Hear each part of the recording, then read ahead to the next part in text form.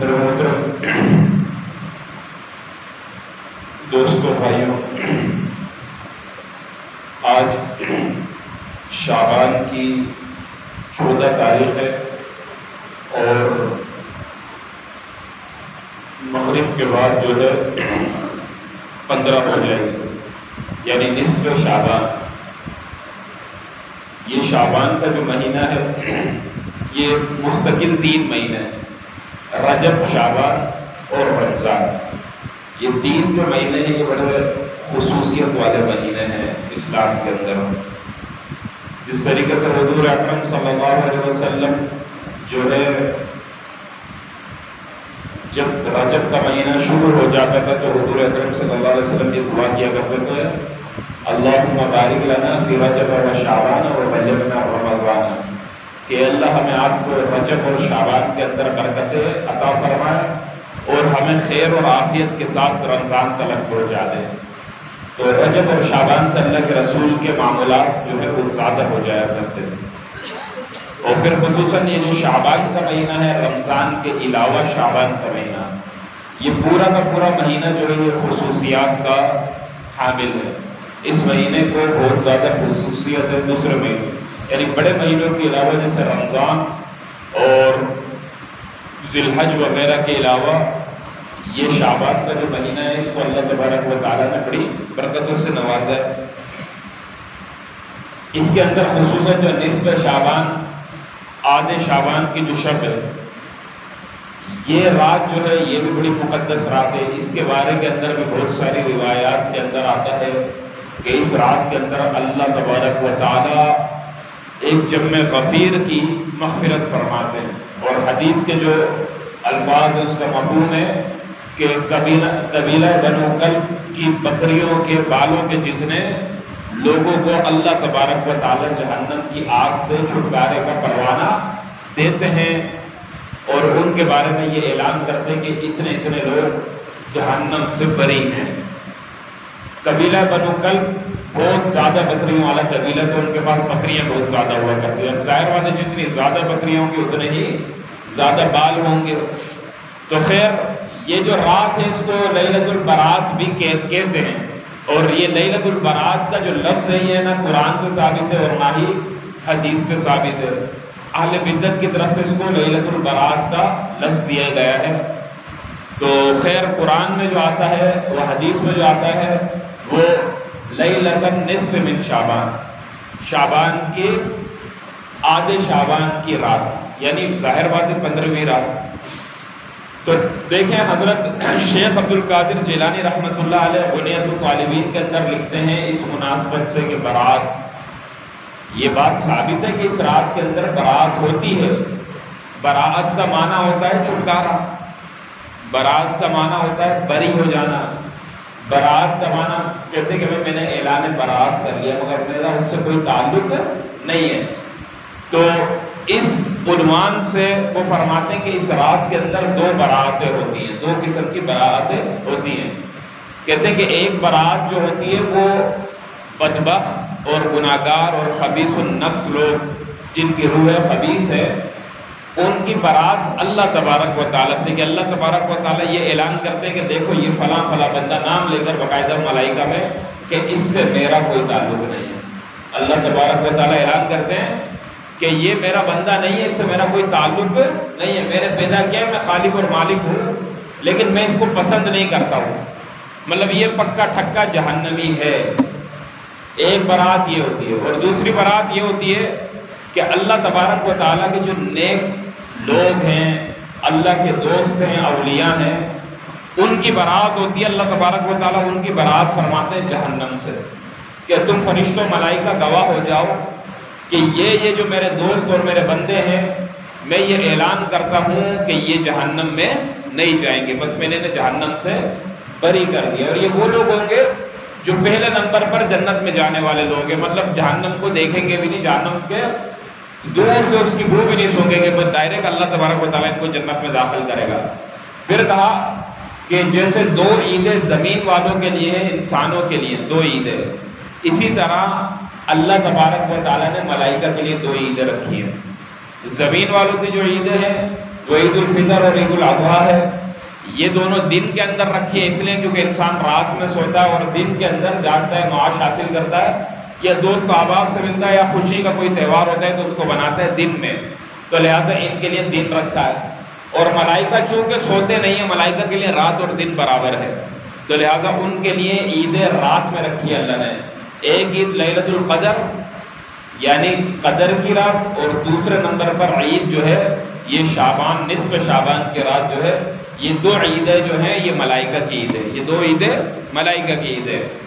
یہ تو رہی فضیلت، یہ اس رات کی فضیلت ہے کہ بہت زیادہ فضیلت ہے، لیکن اس کے مطابق چند احکامات بھی ہیں اور چند وعیدات بھی ہیں۔ احکامات جو ہیں وہ تقریباً 30 قسم کے مسائل ہیں اس کے اندر بیان کرنے کے، جو میں لکھ کر لے کر آیا ہوں وہ 30 بدعتیں، 30 بدعتیں کہ جو اس رات کے اندر لوگوں نے گھڑ لی ہیں، 30 قسم کی بدعتیں۔ سب سے پہلے نمبر پر جو بدعت اس رات کے اندر لوگوں نے گھڑی ہے وہ کیا ہے کہ شعبان کی رات کو خصوصی طور پر غسل کرنا۔ یہ جو 15 شعبان کی رات ہوتی ہے اس کو خصوصی طور پر غسل کرتے ہیں اس رات میں، تو دیکھیں یہ کوئی غسل ثابت نہیں ہے۔ ہاں بندہ بے غسل ہو جائے پھر تو وہ کبھی بھی کر لے، لیکن خاص طور پر اس رات کے اندر غسل کرنا تو یہ کوئی ثواب کا باعث نہیں ہے، اور اگر اس کو لازم سمجھ کے بندہ کرے گا تو بدعت کے اندر جا رہا ہے۔ پھر میں بتاؤں گا کہ بدعت کا اس رات کے اندر کیا نقصان ہے آخر کے اندر انشاءاللہ۔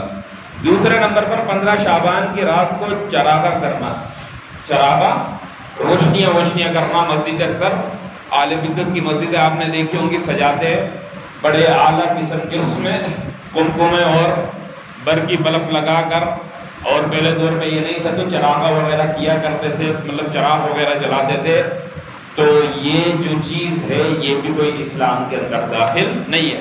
ہاں مسجد کے اندر روشنی کرنے کا ثواب ہے لیکن پورے سال، مطلب مثال کے طور پر اللہ کے رسول نے باقاعدہ حدیث کا مفہوم ہے، اللہ کے رسول نے فرمایا کہ اگر کوئی شخص کسی مسجد کے اندر کوئی چراغ جلا دے، آج کل کے دور میں بلب یہ لگا دے، فرمایا کہ جب تک یہ بلب جلتا رہے گا، یہ چراغ جلتا رہے گا، تب تک اس کو ثواب ملتا رہے گا۔ وہ تو اس وقت، یہ تو پورے سال کے 12 مہینے ہیں، لیکن خصوصاً اس رات کو مسجدیں وغیرہ چمکانا اور چراغا وغیرہ کرنا، تو یہ دیکھیں یہ آتش پرستوں کی اور ہندوؤں کی رسمیں ہیں جو مسلمانوں میں آئی ہے۔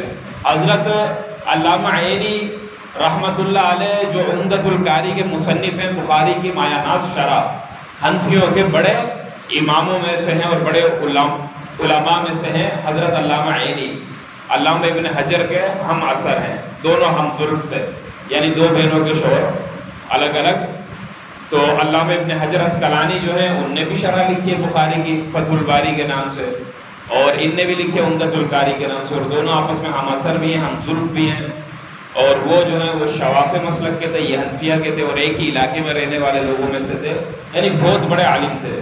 وہ فرماتے ہیں کہ جو چراغے کی جو بدعت ہے، چراغا کی بدعت جو ہے، کہا یہ اسلام میں کہاں سے آئی؟ کہا کہ یہ یحییٰ بن خالد برمکی جو ترکی بادشاہوں کا کیا تھا، خاص سپہ سالار تھا، یہ وزیر تھا، تاریخ کے اندر اس کے بڑے کارنامے بھی ہیں، یحییٰ بن خالد برمکی، یہ لے کر آیا تھا۔ کہا وہ اس لیے کیونکہ یہ نسلاً جو تھا آتش پرست تھا، اور اس نے اس مذہب کو چھوڑ کر اسلام قبول کیا تھا، آتش پرستی کے مذہب کو چھوڑ کر اسلام قبول کیا تھا، تو کہا کہ جب یہ آ گیا اسلام میں تو اس نے اسلام کے اندر اس چیز کو داخل کیا، مطلب چراغے کرنا خاص راتوں کے اندر، شب قدر وغیرہ یہ وہ اس کے اندر چراغا کرنا، تاکہ پھر کرتے کرتے کرتے اب یہ اسلام کا لازمی جز بنا لیا لوگوں نے۔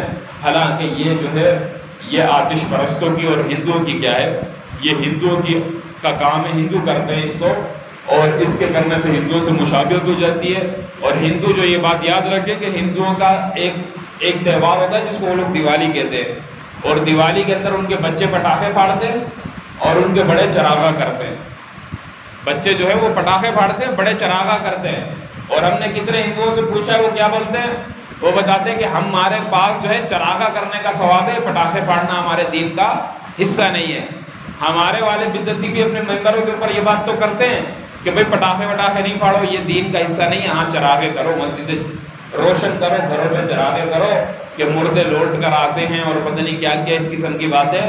تو دیکھو بھائی بھائی آپس کے اندر ملتے ہیں نا، ان کے آپس کے اندر بہت ساری عادتیں ملتی ہیں، تو یہ میڈ ان انڈیا ہے، یہ جو چیزیں چراغا والی، تو دیکھیں چراغا یہ بھی اسلام۔ تیسرے نمبر پہ 15 شعبان کی مناسبت سے قبروں کی صفائی اور ستھرائی کرنا، خاص طور پہ 15 شعبان کو قبرستان جا کر قبروں کی صفائی کرنا، لپائی کرنا، اس کے نشانوں کو دوبارہ سے ہموار کرنا، یہ چیز 15 شعبان کی رات کو خصوصاً، تو یہ بھی بدعت ہے۔ یہ کیا ہے؟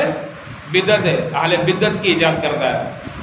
حضور اکرم صلی اللہ علیہ وسلم سے پوری زندگی میں ایک بار ثابت ہے قبرستان جانا، ترمذی کی روایت ہے، ام عائشہ رضی اللہ تعالیٰ عنہ فرماتی ہے میں سو رہی تھی، حضور اکرم صلی اللہ علیہ وسلم کی میری باری تھی رسول اللہ کی کہ وہ رات میرے ساتھ گزارتے، تو میری رات میں آنکھ کھلی تو میں نے دیکھا کہ رسول اللہ بستر پر نہیں ہے، تو مجھے ایک تجسس ہوا کہ یار اللہ کے رسول کدھر گئے، تو میں ڈھونڈتے تلاش کرتے کرتے جب باہر نکلی تو دیکھا اللہ کے رسول جنت البقیع جو قبرستان تھا وہاں سے آ رہے تھے، اور آتے کے ساتھ ہی مجھے کہا کہ اے عائشہ کیا ہوا، تو ڈر گئی، تو نے یہ سوچا کہ اللہ اور اللہ کا رسول تجھ سے ناانصافی کرے گا، مطلب باری تیری ہے، تو سمجھی کہ میں تیری باری میں دوسری بیوی کے پاس گیا ہوں، ایسا نہیں کروں گا۔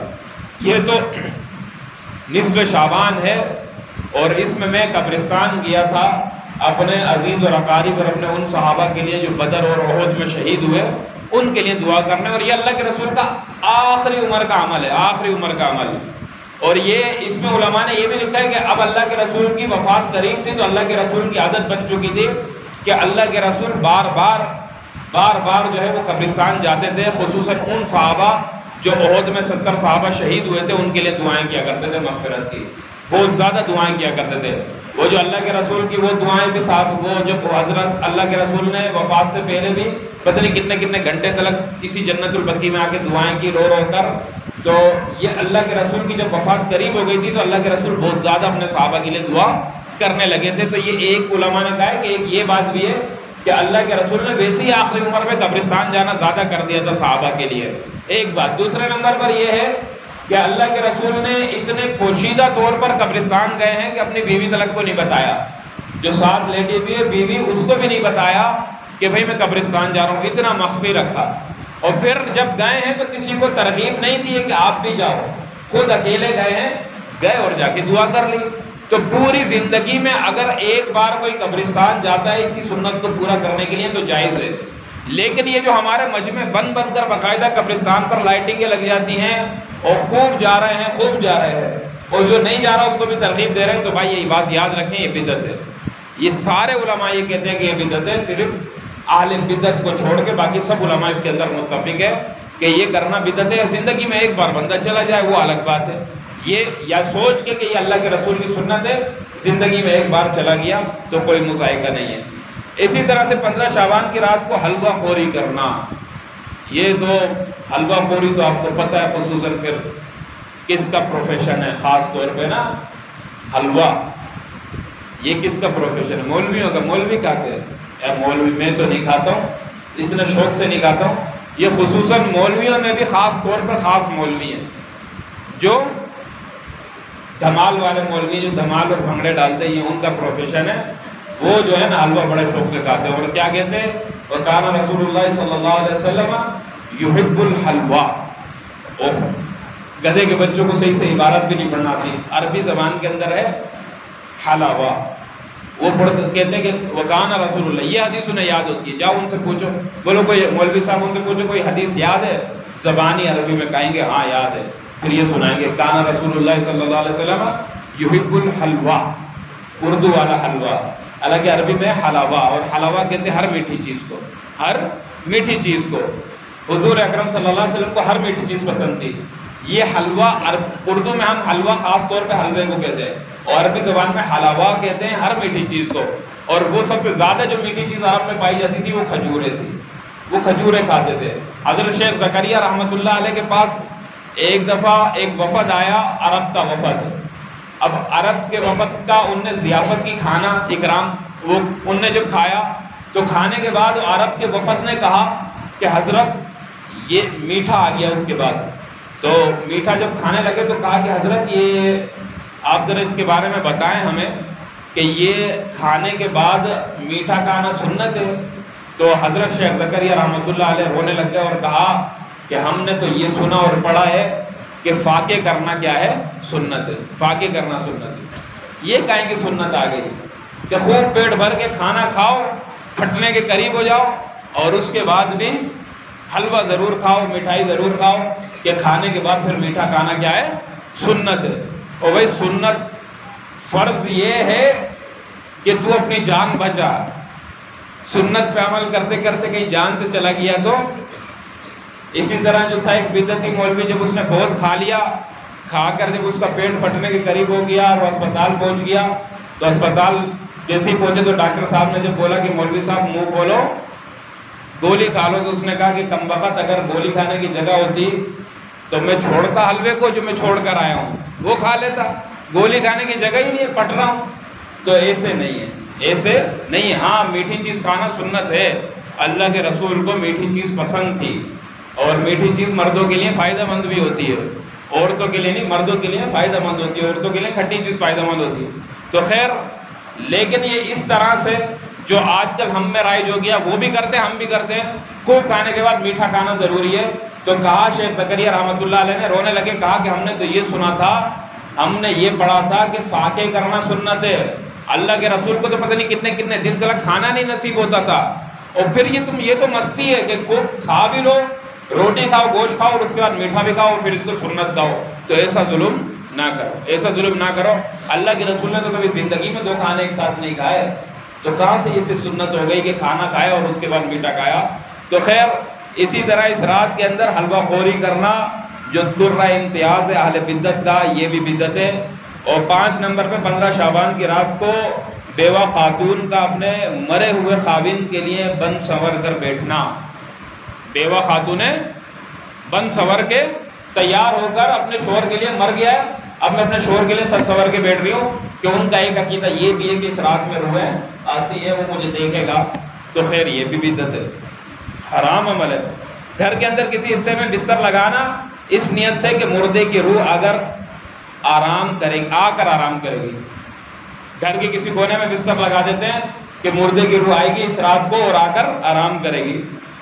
7ویں نمبر پر مرے ہوئے شخص کے خاطر اس کی پسند کے مطابق دسترخوان گھر کے ایک حصے میں لگانا، اس نیت سے کہ روح آ کر کھانا کھائے گی۔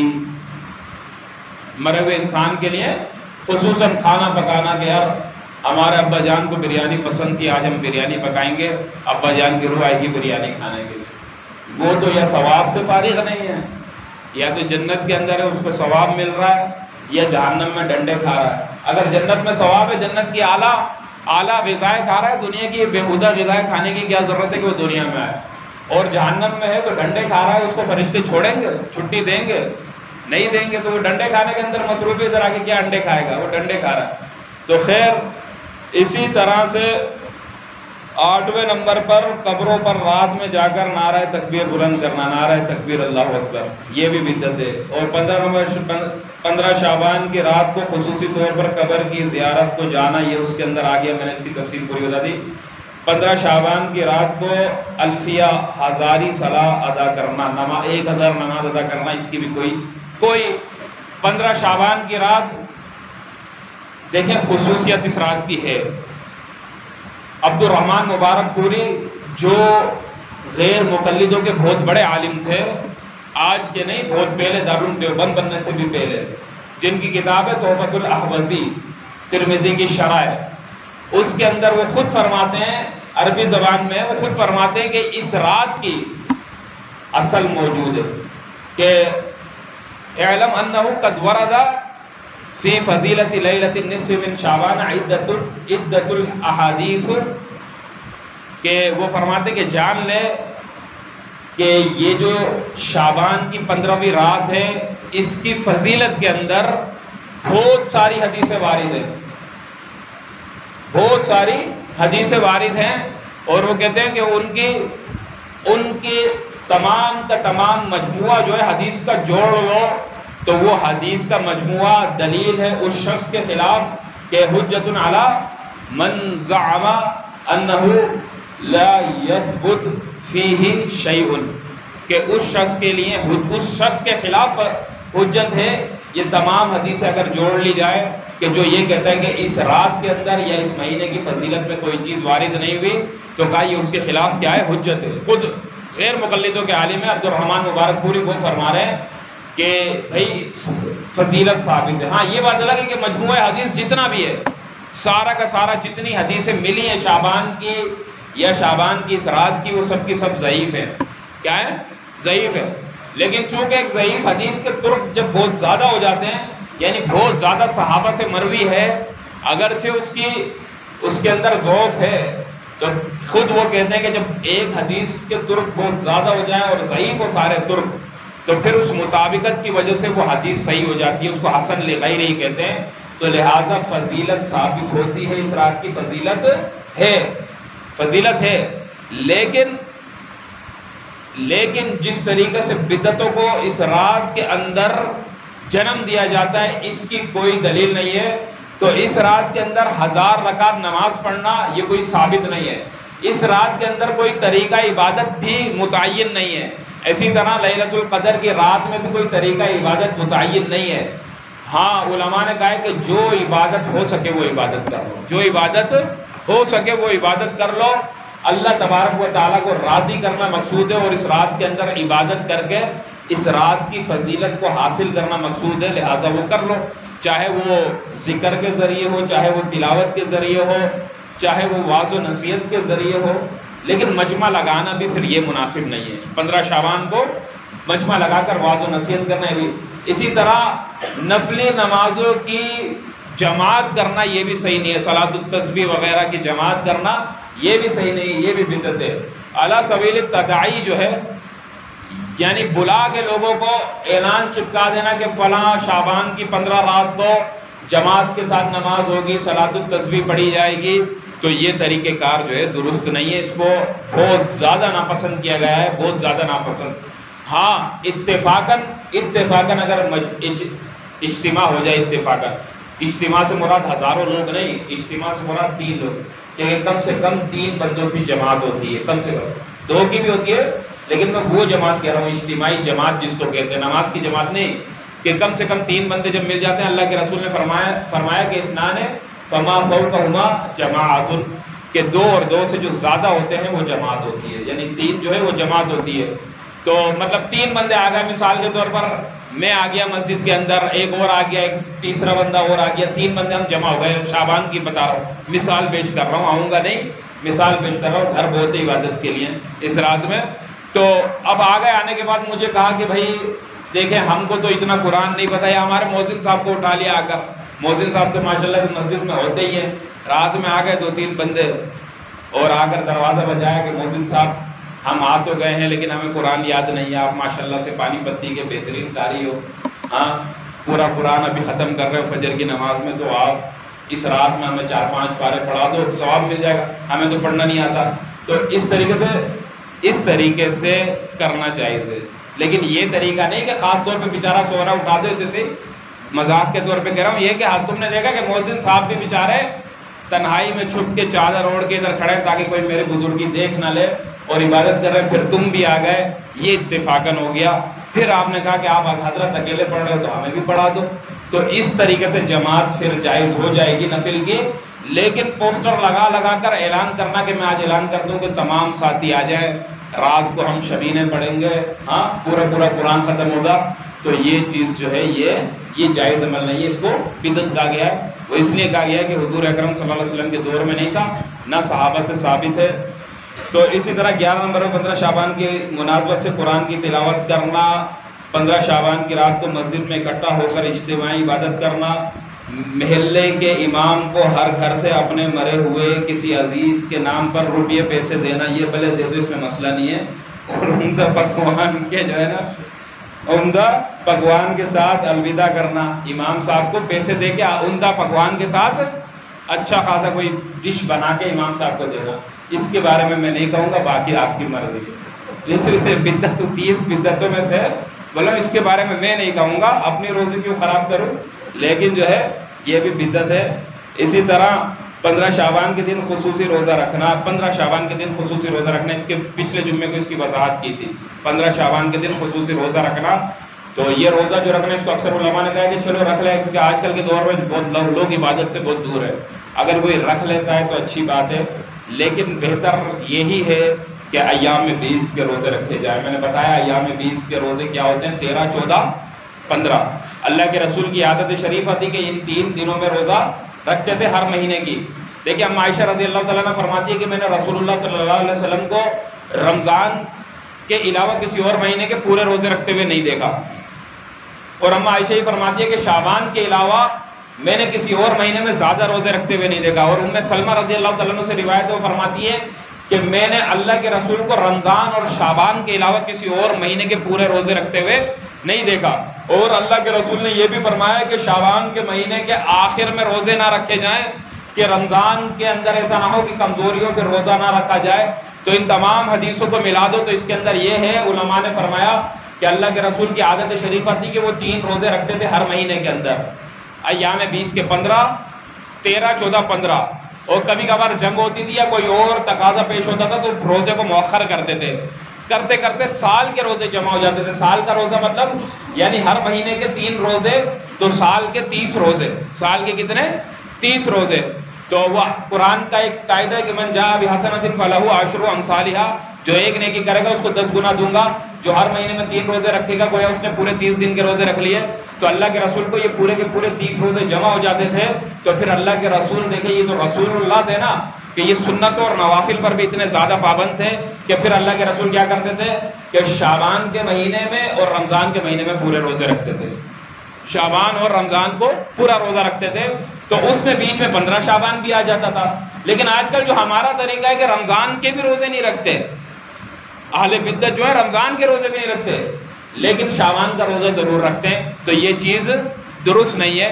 اس طریقے سے کہ شعبان کے روزے کو ہی لازم کر دینا، تو یہ چیز جو ہے یہ طریقہ کار صحیح نہیں ہے. وقت بہت زیادہ ہو گیا، لیکن یہ ساری چیزیں شعبان کے متعلق یہ بدعتیں ہیں، اس لیے میں 30 تقریباً کچھ رہ گئی ہیں، یہ اس لیے بتا رہا ہوں تاکہ ہم سب کو پتہ چل جائے. اور 15 شعبان کی رات کو قدر کا نام دینا، جس کا ثبوت کتاب و سنت سے کہیں نہیں ملتا. شب قدر کا نام دینا یہ بھی صحیح نہیں ہے. 16 نمبر پہ 15 شعبان کی رات کو شب برات نام دینا، جسے کتاب و سنت نے نہیں بلکہ اہل بدعت نے دیا ہے. یہ جو ہم کہتے ہیں نا شب برات، یہ نام دینا یہ بھی اہل بدعت نے دیا ہے، یہ کتاب اور سنت سے ثابت نہیں ہے. کتاب اور سنت میں جو سنت میں آیا ہے وہ کیا ہے؟ لیلۃ النصف من شعبان، اس کو کہا جاتا ہے، یعنی 15 شعبان کی آدھے شعبان کی رات، آدھے شعبان کی رات یعنی 15ویں شب.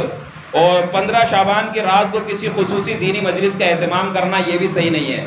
خصوصی اس نام پر جو جلسے وغیرہ کرتے ہو، چاہے دیوبندی کرے چاہے بریلوی کرے، جو بھی کرے یہ صحیح نہیں ہے.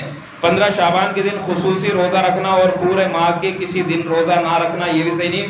15 شعبان کی مناسبت سے آپس میں ہدیہ اور تحفے کا بدلاؤ یہ بھی صحیح نہیں. 15 شعبان کو خصوصاً ہدیہ ایک دوسرے کو تحفے دینا یہ بھی درست نہیں ہے.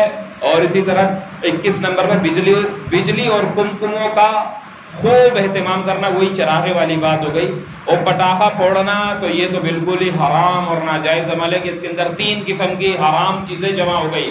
سب سے پہلے ان المبذرین کانوا اخوان الشیاطین، قرآن میں اللہ فرماتے ہیں کہ جو فضول خرچی کرنے والے ہوتے ہیں وہ شیطان کے بھائی ہیں. دوسرے نمبر پر من تشبہ بقوم فہو منہم، جو جس قوم کی مشابہت اختیار کرے گا وہ قیامت کے دن ان کے ساتھ کھڑا ہوگا. تیسرے نمبر پر اللہ کے رسول نے فرمایا کہ المسلم من سلم المسلمون من لسانہ ویدہ، مسلمان وہ ہے کہ جس کی زبان سے اور جس کے ہاتھ سے دوسرا مسلمان محفوظ رہے. اس کے اندر یہ 3 حرام کام جمع ہوتے ہیں. ایک تو فضول خرچی، دوسرے نمبر پر مشابہت ہندوؤں سے، تیسرے نمبر پر تمام مسلمانوں کو تکلیف ہوتی ہے. تو یہ بالکل حرام اور ناجائز عمل ہے. اپنی اولاد کو بھی اس سے منع کرنا چاہیے. صدقات اور خیرات کا اہتمام کرنا یہ بھی صحیح نہیں. 15 پورے سال کرو، صرف اس دن پہ یہ صحیح نہیں ہے. 24 نمبر پہ 15 شعبان کو دعا کرنا اس نیت سے کہ آج رات کو دعا رد نہیں کی جاتی یہ بھی درست نہیں. سورہ دخان میں موجود لیلۃ مبارکۃ یا لیلۃ مبارکہ یہ جو آیت ہے، یہ آیت محمول کرنا شعبان کی رات کو، اکثر آپ نے ہمارے دیوبندیوں کے خطیبوں کو دیکھا ہوگا، آج بھی شاید آپ بہت لوگ مجلسوں میں جاؤ گے، وہ جب خطبہ پڑھے گا تو وہ سورہ دخان کی اس آیت کو پڑھے گا. تو یہ صحیح نہیں ہے. یہ میں فتاوی دارالعلوم دیوبند کا حوالہ آپ کے سامنے سنا رہا ہوں. یہ قرآن کے اندر اس کا کہیں ذکر نہیں آیا, تو یہ قرآن پر افتراء بردازی ہے, مطلب جھوٹ باندھنا ہے. خیر, اسی طرح 25 نمبر سورہ دخان میں موجود, 26 نمبر یہ عقیدہ رکھنا کہ سنوی تقدیر 15 شعبان کو متعین ہوتی ہے, پوری کی پورے سال کی تقدیر 15 شعبان کو متعین ہوتی ہے یہ.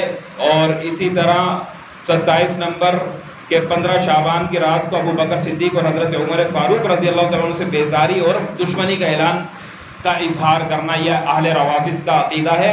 اور وہ 15 شعبان کی رات کو نعوذ باللہ حضرت عمر رضی اللہ تعالیٰ عنہ کا پتلا جلاتے ہیں, روافض کا کام ہے. اور اسی طرح 15 شعبان میں بندوں کے اعمال اللہ کو پیش ہوتے ہیں, لیکن 15 تاریخ ہی کو اس کا تصور کرنا, شعبان میں اعمال پیش ہوتے ہیں, 15 تاریخ کو تصور کرنا یہ بھی بدعت ہے. یہ ساری کی ساری باتیں میں نے آپ کے سامنے بیان کی. اس کے اندر 3 چیزیں صحیح ہیں, یعنی روزہ رکھنا. یہ سوال کیا کسی مستفتی نے, پھر اس کا جواب دیا. روزہ رکھنا صبح, وہ میں نے اس کی ترتیب آپ کو بتا دی. قبرستان جانا, وہ میں نے بتا دیا کس شرط سے جائے, زندگی کے اندر ایک بار جائے. اور گھر کے اندر عبادت کرنا اکیلے میں تنہائی میں, یہ صحیح ہے. لیکن اگر کسی بھی ایک ان 30 بدعتوں میں سے کسی بھی ایک بدعت, 27 بدعتیں چلو 3 کو چھوڑ گئے, ان 27 بدعتوں میں سے کسی بھی ایک بدعت کا بندہ شکار ہوا تو کل قیامت کے دن یا خود اس شب کی فضیلت جو ہے, اس شب کی فضیلت کیا ہے کہ اس میں اللہ تبارک و تعالیٰ کثیر تعداد میں لوگوں کی مغفرت کرتا ہے. لیکن ایک لفظ آتا ہے کہ الا مشاہین, مگر وہ جو مشاہین اور شہناز ہے. اس کے 2 معنی علامہ عینی نے بیان کیے. ایک معنی تو یہ کہ وہ شخص جو دل کے اندر کینہ اور بغض رکھتا ہو دوسرے مسلمان بھائی کا, ایک تو یہ. اور دوسرے نمبر پر ایک معنی اس کا بیان کیا گیا ہے کہ اہل بدعت جو دین میں نئی ایجاد کرے. تو اس رات کو بھلے جتنی بدعتیں کر لو, اور پھر یہ عقیدہ بھی رکھو کہ اللہ تبارک و تعالیٰ مجھے معاف کرے گا, اس رات میں کی فضیلت مجھے مل جائے گی, خدا کی قسم نہیں ملے گی, بدعت کی وجہ سے نہیں ملے گی. ورنہ اللہ تبارک و تعالیٰ ہلکے پھلکے دیندار کو بھی اس رات میں معاف کریں گے. باقی وقت نہیں ہے, ورنہ 14 وہ لوگ ہیں جن کو اللہ تبارک و تعالیٰ معاف نہیں کریں گے. اس میں سے ایک میں نے آپ کو بتا دیا بدعتی, باقی 13 زندگی رہی تو انشاءاللہ پھر کبھی بیان کریں گے. اللہ سے دعا اللہ کرنا.